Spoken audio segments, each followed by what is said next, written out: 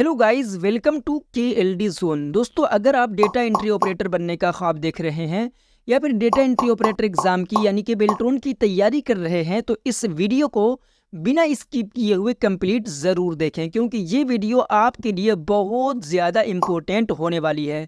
क्योंकि इस वीडियो के अंदर मैं ऐसे क्वेश्चंस का कलेक्शन लेकर आया हूँ जो आपके डेटा एंट्री ऑपरेटर एग्जाम यानी कि बेल्ट्रॉन के एग्जाम इंटरव्यू में हमेशा पूछे जाते हैं। तो बिना टाइम को वेस्ट किए इस वीडियो को शुरू करते हैं। तो दोस्तों, हमारे इस सीरीज का जो सबसे पहला क्वेश्चन है वो ये है कि निम्नलिखित में से कौन सा सिस्टम सॉफ्टवेयर है, यानी कि यहाँ पर जो भी लिखे गए हैं इनमें से कौन सा सिस्टम सॉफ्टवेयर है आपको ये बताना है।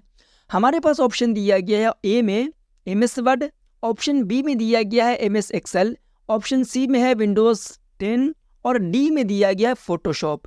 तो दोस्तों, हमारे पास ये जो सारे ऑप्शन हैं वो MS वर्ड जो है ये भी एक एप्लीकेशन सॉफ्टवेयर है, MS एक्सेल भी एक एप्लीकेशन सॉफ्टवेयर है और फोटोशॉप भी एक एप्लीकेशन सॉफ्टवेयर है, और विंडोज़ 10 जो है ये एक सिस्टम सॉफ्टवेयर है। ठीक है ना।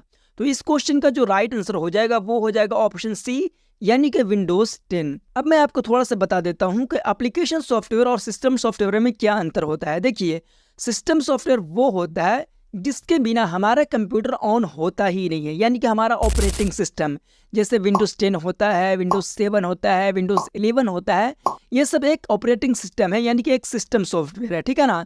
जब तक ये हमारे कंप्यूटर के अंदर नहीं होंगे तब तक हमारा कंप्यूटर ऑन नहीं होगा, यानी कि हम चला नहीं पाएंगे। लेकिन अगर हमारे कंप्यूटर के अंदर विंडोज़ 10, विंडोज़ 7 ये सब मौजूद है तो हमारा कंप्यूटर ऑन हो जाएगा, हम कंप्यूटर को इस्तेमाल कर पाएंगे। लेकिन किसी ख़ास काम को करने की जब बारी आती है तो उस समय हम एप्लीकेशन सॉफ्टवेयर का इस्तेमाल करते हैं, जैसे MS Word, MS Excel, Photoshop वगैरह। ठीक है। अब बढ़ जाते हैं दोस्तों अगले क्वेश्चन की तरफ। अगला जो क्वेश्चन है वो ये है कि कंप्यूटर को लॉक करने की शॉर्टकट की क्या है। सबसे पहले तो आपको ध्यान ये देना है कि कंप्यूटर को लॉक करने के बारे में पूछा गया है। ठीक है ना। शट डाउन करने के बारे में नहीं पूछा गया है। तो क्वेश्चन को आपको सबसे पहले समझ लेना है। हमारे पास ऑप्शन दिया गया है Windows+W, Ctrl+F4 या फिर Windows+N या फिर Windows+L। तो दोस्तों, इस क्वेश्चन का जो राइट आंसर हो जाएगा वो हो जाएगा Windows+L, यानी कि Windows+L की मदद से हम अपने कंप्यूटर को लॉक कर सकते हैं। ठीक है, आपको ध्यान में रखना है कंप्यूटर को लॉक करने की शॉर्टकट की क्या है, Windows+L। अब बढ़ जाते हैं दोस्तों अगले क्वेश्चन की तरफ। अगला जो क्वेश्चन है वो ये है कि माइक्रोसॉफ्ट पावर पॉइंट का उपयोग डैश बनाने के लिए किया जाता है, यानी कि किसे बनाने के लिए किया जाता है, स्प्रेडशीट बनाने के लिए या फिर एप्लीकेशन बनाने के लिए, वेब पेज बनाने के लिए या फिर प्रेजेंटेशन बनाने के लिए। तो दोस्तों, इस क्वेश्चन का जो राइट आंसर हो जाएगा वो हो जाएगा ऑप्शन डी, यानी कि प्रेजेंटेशन बनाने के लिए। माइक्रोसॉफ्ट पावर पॉइंट का उपयोग प्रेजेंटेशन बनाने के लिए किया जाता है। मैं आपको यहाँ पर थोड़ा सा ये क्लियर कर दूं कि अभी आप जो ये देख रहे हैं, यानी कि आपको जो मैं पढ़ा रहा हूँ ये पावर पॉइंट के एक प्रेजेंटेशन के माध्यम से ही पढ़ा रहा हूँ। ठीक है। चलिए मैं आपको थोड़ा सा बैक होकर दिखा देता हूँ। देखिए, ये एक पावर पॉइंट सॉफ्टवेयर है। ठीक है ना।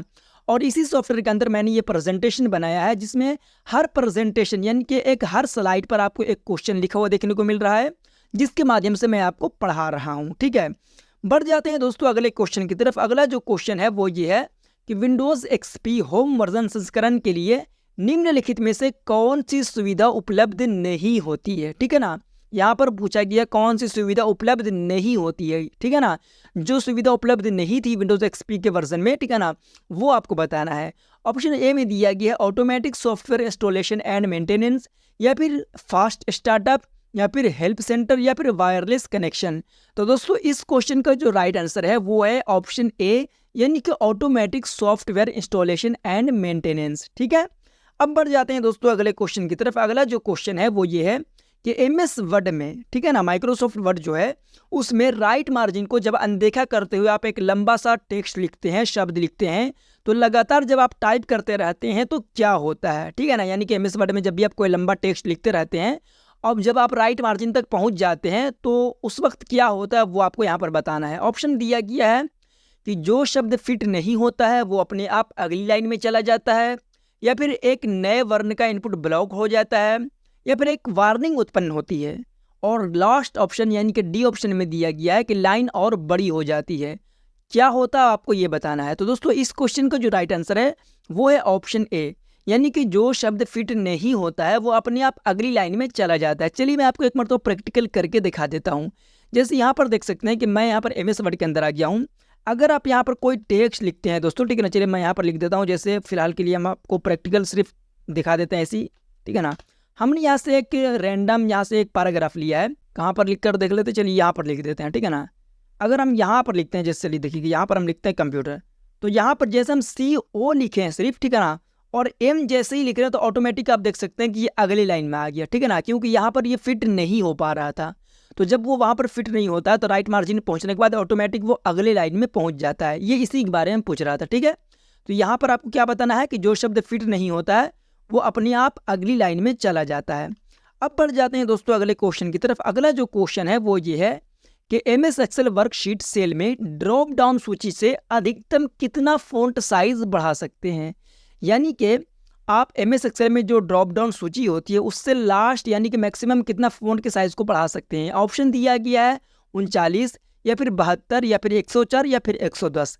तो दोस्तों इस क्वेश्चन का जो राइट आंसर है वो है ऑप्शन B यानी कि 72। चलिए मैं इसको भी आपको दिखाई देता हूँ, ठीक है ना। जैसे हम आ गए MS एक्सेल के अंदर और ये रहा हमारा ड्रॉप डाउन सूची। जैसे आप इस पर क्लिक कीजिएगा तो आपको देखने को मिल जाएगा कि लास्ट कितना बढ़ा सकते हैं, 72 हम फ़ॉन्ट के साइज़ को इस ड्रॉप डाउन सूची से बढ़ा सकते हैं, ठीक है ना। अब बढ़ जाते हैं दोस्तों अगले क्वेश्चन की तरफ। चलिए सबसे पहले तो आपको ये ध्यान रखना है कि इस क्वेश्चन का क्या राइट आंसर हुआ, वो हो गया 72। यानी कि ड्रॉप डाउन सूची से MS एक्सेल के अंदर जो अधिकतम फ़ॉन्ट के साइज़ को बढ़ा सकते हैं वो 72 बढ़ा सकते हैं। अगला क्वेश्चन हमारा है कि टेक्स्ट के लिए निम्नलिखित में से कौन सा सेल फॉर्मेटिंग विकल्प सही नहीं है, ठीक है ना।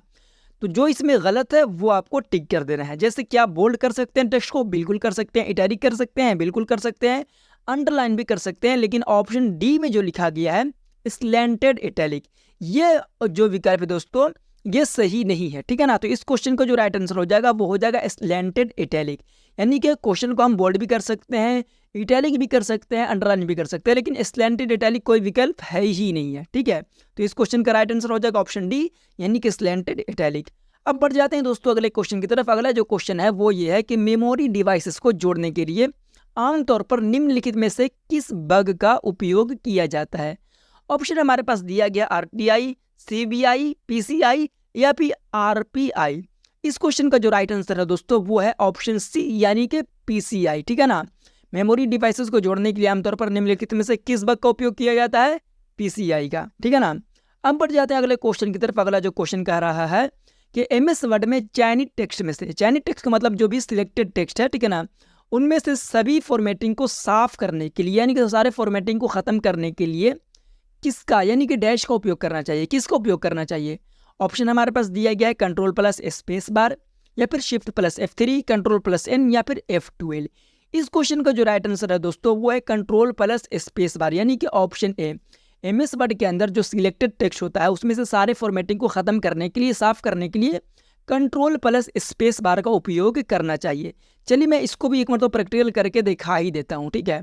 जैसे फॉर एग्जांपल आप ये समझिए कि हमने किया कि इस वाले पैराग्राफ को सिलेक्ट किया, इसको हम फॉर्मेट कर देते हैं। जैसे हमने इसे बोल्ड कर दिया, इसको एक कलर को चेंज कर दिया, ठीक है ना, और इसके साइज़ को भी थोड़ा बढ़ा देते हैं और इटैलिक कर देते हैं, अंडरलाइन कर देते हैं, ठीक है ना। यहाँ पर मैंने इन सारे फॉर्मेटिंग को कर लिया। अब हमें इसे एक बार में साफ करना है तो हम क्या करेंगे, कंट्रोल बटन को दबाकर स्पेस बटन पर क्लिक कर देंगे तो आप देख सकते हैं कि ऑटोमेटिक सारा फॉर्मेटिंग खत्म हो चुका है, ठीक है। तो इस क्वेश्चन का राइट आंसर क्या हो जाएगा, Ctrl+S। अब बढ़ जाते हैं दोस्तों अगले क्वेश्चन की तरफ। अगला जो क्वेश्चन है वो ये है कि www ब्राउजिंग के लिए डैश प्रोटोकॉल का उपयोग किया जाता है। यानी कि किसका उपयोग किया जाता है, SNMP का, HTTP का, FTP का या फिर SMTP का। तो इस क्वेश्चन का जो राइट आंसर है दोस्तों वो है ऑप्शन B यानी कि HTTP का। www ब्राउजिंग के लिए HTTP प्रोटोकॉल का उपयोग किया जाता है। अगला जो क्वेश्चन हमारा दोस्तों वो है माइक्रोसॉफ्ट एक्सेल में टोटल कॉलम की संख्या कितनी है, ठीक है। किसके बारे में पूछा गया है, टोटल कॉलम के बारे में। और हमारे पास ऑप्शन दिया गया है ऑप्शन A में 10,48,576, ऑप्शन B में दिया गया 16,384, C में दिया गया 10 लाख और D ऑप्शन में दिया गया है 1,78,956। तो कॉलम के बारे में पूछा गया तो इस क्वेश्चन का जो राइट आंसर है दोस्तों वो हो जाएगा ऑप्शन B यानी कि 16,384 कॉलम होती है। माइक्रोसॉफ्ट एक्सेल के अंदर टोटल कॉलम की संख्या कितनी होती है, 16,384। ठीक है, अगला जो क्वेश्चन है दोस्तों वो ये है कि माइक्रोसॉफ्ट एक्सेल में टोटल रो की संख्या कितनी है। ठीक है ना, इससे पहले यानी कि 11 नंबर जो क्वेश्चन में था वह टोटल कॉलम की संख्या, तो टोटल कॉलम की संख्या 16,384 और 12 नंबर क्वेश्चन में जो लिखा गया है वो टोटल रो की संख्या। ठीक है ना, तो टोटल रो के बारे में अगर पूछा जाता है दोस्तों तो आपको क्या देना है, ऑप्शन ए में है 10,48,576, 16,384, 10 लाख या फिर 1,78,956। तो टोटल रो के बारे में जब भी पूछा जाएगा तो आपको बताना है 10,48,576।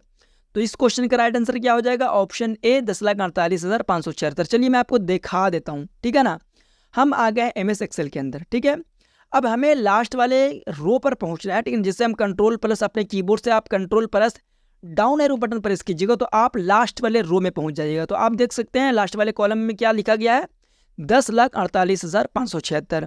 तो इस क्वेश्चन का जो राइट आंसर है दोस्तों, टोटल रो की संख्या 10,48,576, ये राइट आंसर है। ठीक है ना, मैंने आपको बता दिया है। अब बात आती है टोटल कॉलम की संख्या। तो टोटल कॉलम की संख्या अगर आप जानना चाहते हैं तो लास्ट वाले कॉलम में आपको जाना पड़ेगा। ठीक है ना, लेकिन लास्ट वाले कॉलम में जाकर भी आपको टोटल कॉलम की संख्या पता नहीं चलेगा, लेकिन मैं आपको लास्ट वाले कॉलम में जाने के लिए बता देता हूँ। ठीक है ना, आपको क्या करना है, कंट्रोल बटन को होल्ड करके रखना है और राइट एरो बटन को प्रेस कर देना है, तो आप लास्ट वाले कॉलम में पहुंच जाइएगा। लेकिन यहाँ पर तो कोई नंबर ही नहीं है, तो हमें पता कैसे चलेगा कि टोटल कॉलम कितना है। ठीक है ना, वो भी मैं आपको बता देता हूँ। लेकिन उससे पहले यहाँ पर आपको एक चीज़ ध्यान में रखना है कि आपका यहाँ से भी एक क्वेश्चन बन सकता है। जी हाँ, भले ही आपको आज के इस वाले सीरीज में ये क्वेश्चन देखने को नहीं मिल रहा, लेकिन यहाँ पर से ये क्वेश्चन भी क्रिएट हो सकता है। अगर आपसे इंटरव्यू में सवाल कर लिया जाए, आपके एग्जाम में क्वेश्चन आ जाए कि MS एक्सेल के लास्ट वाले कॉलम का नाम क्या है। ठीक है ना, जो लास्ट कॉलम है ना उसका नाम क्या है, तो उस वाले कॉलम का नाम क्या हो जाएगा, XFD हो जाएगा। ध्यान में रखिएगा, लास्ट वाले कॉलम का नाम क्या है, XFD। अब बात कर लेते हैं कि टोटल कॉलम और रो की संख्या के बारे में। तो टोटल रो की संख्या तो हमें पता चल गया, लेकिन कॉलम के बारे में नहीं पता चला। तो अब पता कैसे करेंगे वो भी बता देते हैं। यहाँ पर आप पहला रो देख रहे हैं, एक नंबर। ठीक है ना, और कॉलम जो हमारा ए है। ठीक है ना, इन दोनों की यहाँ पर देखिएगा तो यहाँ पर आपको एक छोटा सा बटन देखने को मिल रहा है। ठीक है ना, जैसे ही आप अपने माउस को इस पर दबाकर रखिएगा तो यहाँ पर आपको देखने को मिल जाएगा। ठीक है ना, 10,48,576 आर का मतलब होता है रो। यहाँ पर आपको कंप्लीट देखने को नहीं मिल रहा, तो आपको क्या करना है, इस प्रकार से आप ड्रैग कर दीजिए, अब आपको कंप्लीट देखने को मिलेगा। अब दबाइए, यहाँ पर आप देखिए 10,48,576 आर का मतलब रो, और 16,384 सी का मतलब कॉलम, यानी कि 16,384 कॉलम है एक्सेल के अंदर और 10,48,576 रो होता है MS एक्सेल के अंदर। ठीक है, अब बढ़ जाते हैं दोस्तों अगले क्वेश्चन की तरफ। अगला जो क्वेश्चन है दोस्तों वो क्या है, चलिए देख लेते हैं कि इनमें से स्प्रेडशीट सॉफ्टवेयर का उदाहरण कौन सा है। ठीक है ना, स्प्रेडशीट सॉफ्टवेयर MS वर्ड है, MS एक्सेल है, या फिर पावर पॉइंट है, या फिर MS एक्सेस है। तो दोस्तों इस क्वेश्चन का जो राइट आंसर है वो है ऑप्शन बी, यानी कि MS एक्सेल। MS एक्सेल एक स्प्रेडशीट सॉफ्टवेयर है। आप ध्यान में रखिएगा, MS एक्सेल कैसा सॉफ्टवेयर है, एक स्प्रेडशीट सॉफ्टवेयर है। स्प्रेडशीट सॉफ्टवेयर का मतलब होता है जिसके अंदर रो और कॉलम होता है, जिसके अंदर हम अपने डेटा को रो और कॉलम के अंदर एडजस्ट करके रखते हैं। ठीक है ना, उसी को हम क्या बोलते हैं, स्प्रेडशीट सॉफ्टवेयर बोलते हैं। तो स्प्रेडशीट सॉफ्टवेयर का उदाहरण जब भी बोला जाएगा तो वो MS एक्सेल हो जाएगा। अब बढ़ जाते हैं दोस्तों अगले क्वेश्चन की तरफ। अगला जो क्वेश्चन है वो है वर्कशीट और चार्ट के संग्रह को क्या बोलते हैं। ठीक है ना, वर्कशीट और चार्ट जो रहता है, ठीक है ना, उसके एक पूरे संग्रह को क्या बोलते हैं। तो ऑप्शन हमारे पास दिया गया डेटाबेस, वर्कबुक, डेस्कटॉप या फिर आइकन। तो इस क्वेश्चन का जो राइट आंसर है दोस्तों वो है वर्कबुक। ठीक है ना, ऑप्शन बी वर्कबुक, क्योंकि एक वर्कबुक के अंदर बहुत सारा वर्कशीट भी होता है, बहुत सारा चार्ट भी होता है। ठीक है ना, तो बहुत सारे वर्कशीट और चार्ट के संग्रह को ही हम क्या बोलते हैं, वर्कबुक बोलते हैं। अगला जो क्वेश्चन है वो है निम्नलिखित में से कौन सा हार्डवेयर नहीं है। ठीक है ना, जो हार्डवेयर है उसको टिक नहीं करना है, बल्कि जो हार्डवेयर नहीं है उसके बारे में पूछा जा रहा है। ऑप्शन ए में है माउस, ऑप्शन बी में कीबोर्ड, सी में है MS एक्सेल और डी में लिखा गया मॉनिटर। तो माउस ये भी एक हार्डवेयर है, कीबोर्ड भी एक हार्डवेयर है और मॉनिटर भी एक हार्डवेयर है, लेकिन MS एक्सेल कोई हार्डवेयर नहीं है, बल्कि ये एक सॉफ्टवेयर है। ठीक है ना, तो निम्नलिखित में से कौन सा हार्डवेयर नहीं है, तो ऑप्शन सी यानी कि MS एक्सेल। इस क्वेश्चन का राइट आंसर क्या हो जाएगा, ऑप्शन सी MS एक्सेल। बढ़ जाते हैं अगले क्वेश्चन की तरफ। अगला जो क्वेश्चन है कि इंटर कुंजी, ठीक है ना, इंटर कुंजी हमारे कीबोर्ड पर जो इंटर की होता है वो किस बटन को दबाने का एक वैकल्पिक तरीका है। ठीक है ना, यानी कि किस बटन को दबाने के लिए हम खासतौर से उसका इस्तेमाल करते हैं, कैंसिल बटन दबाने के लिए, या फिर ओके बटन, या फिर यस बटन, या फिर नो बटन।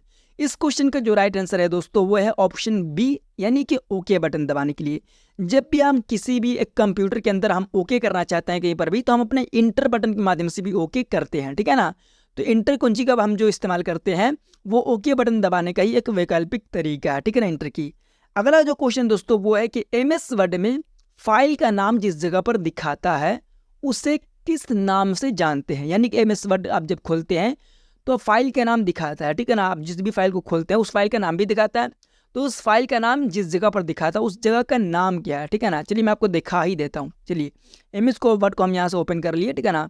तो इस फाइल को फिलहाल तो कोई नाम नहीं दिया गया, लेकिन यहाँ पर document1 लिखा हुआ है। जब भी आप इस फाइल को नाम दे दीजिएगा तो यहाँ पर उस फाइल का नाम देखने को मिलेगा। तो इस जगह का नाम क्या है वो आपको बताना है, ठीक है ना। तो ऑप्शन हमारे पास क्या क्या दिया गया है। ऑप्शन ए में है title bar, task bar, ruler और मेन्यू बार। तो इस क्वेश्चन का जो राइट आंसर है दोस्तों वो है टाइटल बार, ठीक है ना। क्या हो जाएगा, टाइटल बार। MS वर्ड में फाइल का नाम जिस जगह पर दिखाता है उसे हम किस नाम से जानते हैं, टाइटल बार के नाम से जानते हैं। अगला जो क्वेश्चन है वो ये है कि MS एक्सेल में फॉर्मूला लगाने से पहले इनमें से किसका लगाना अनिवार्य है, ठीक है ना। ऑप्शन ए है डॉलर, या फिर @ या फिर एंड, या फिर इक्वल टू। इस क्वेश्चन का जो राइट आंसर है दोस्तों वो है इक्वल टू, ऑप्शन डी, ठीक है ना। MS एक्सेल के अंदर फॉर्मूला लगाने से पहले इक्वल टू का लगाना अनिवार्य है। अब बढ़ जाते हैं अगले क्वेश्चन की तरफ। अगला जो क्वेश्चन है वो ये है कि पावर पॉइंट में करंट स्लाइड से प्रेजेंटेशन को प्ले करने के लिए किस शॉर्टकट की का उपयोग करते हैं। यानी कि पावर पॉइंट के अंदर आप जिस स्लाइड पर मौजूद रहते हैं उसी स्लाइड से प्रेजेंटेशन को प्ले करने के लिए किस शॉर्टकट का उपयोग करते हैं। ऑप्शन ए में दिया गया है F5, ऑप्शन बी में दिया गया है Shift+F5, और ऑप्शन सी में दिया गया है Ctrl+O, या फिर ऑप्शन डी में दिया गया है Alt+P। तो इस क्वेश्चन का जो राइट आंसर है दोस्तों वो है Shift+F5। चलिए मैं आपको एक मतलब प्रैक्टिकल करके दिखा देता हूँ इसको भी। देखिएगा, अगर आप जिस स्लाइड पर मौजूद है, जैसे आप देखिएगा तो यहाँ पर मैं अभी फिलहाल 19 नंबर के क्वेश्चन यानी कि 20वें नंबर स्लाइड पर मौजूद हूँ। 19 नंबर क्वेश्चन जिसमें लिखा गया, ठीक है ना। अगर आप इसी स्लाइड से प्रेजेंटेशन को प्ले करना चाहते हैं तो आप क्या कीजिएगा, अपने कीबोर्ड से शिफ्ट बटन को दबाकर F5 बटन प्रेस कीजिएगा, तो देखिएगा वहीं से स्टार्ट होगा, ठीक है ना। और यहाँ पर एक ऑप्शन दिया गया है F5, ठीक है ना। ये भी राइट आंसर है लेकिन इस क्वेश्चन का नहीं, ठीक है ना। अगर क्वेश्चन में होता कि पावर पॉइंट में प्रेजेंटेशन को प्ले करने के लिए करंट स्लाइड नहीं होता तब, ठीक है ना, प्रेजेंटेशन को प्ले करने के लिए किस शॉर्टकट का उपयोग करते हैं, तो F5 होता, ठीक है ना। ये क्या होता है, F5 बटन प्रेस कीजिएगा तो फर्स्ट स्लाइड से ये प्ले हो जाएगा। लेकिन अगर आप करंट स्लाइड से यानी कि जिस स्लाइड पर आप मौजूद हैं उसी स्लाइड से प्ले करना चाहते हैं तो Shift+F5 बटन को प्रेस कीजिएगा, ठीक है। चलिए तो अब बढ़ जाते हैं दोस्तों आज के आखिरी क्वेश्चन की तरफ। अगला जो क्वेश्चन है वो ये है कि MS वर्ड में से कट या कॉपी किए गए टेक्स्ट को पेस्ट करने के लिए किस शॉर्टकट का उपयोग करते हैं। ऑप्शन हमारे पास दिया गया है Ctrl+P, Ctrl+V, Shift+V या फिर Ctrl+L। तो इस क्वेश्चन का जो राइट आंसर है दोस्तों वो है Ctrl+V, ठीक है ना। MS वर्ड में से कट किया हुआ टेक्स्ट या फिर कॉपी किया गया टेक्स्ट जो होता है, अगर आप उसको पेस्ट करना चाहते हैं तो किस शॉर्टकट की मदद से कर सकते हैं, Ctrl+V के माध्यम से, यानी कि बी ऑप्शन इसका राइट आंसर हो जाएगा। तो दोस्तों उम्मीद है कि आज का ये जो वीडियो है, ये जो क्वेश्चन मैंने आपको बताया, उम्मीद है कि आपको ये पसंद आया होगा। अगर आपको ये वीडियो पसंद आया है तो इस वीडियो को लाइक कीजिए, चैनल को सब्सक्राइब करके नोटिफिकेशन बिल को ऑन कर दीजिए। चलिए मिलते हैं फिर से एक नए वीडियो में, जब तक के लिए जय हिंद।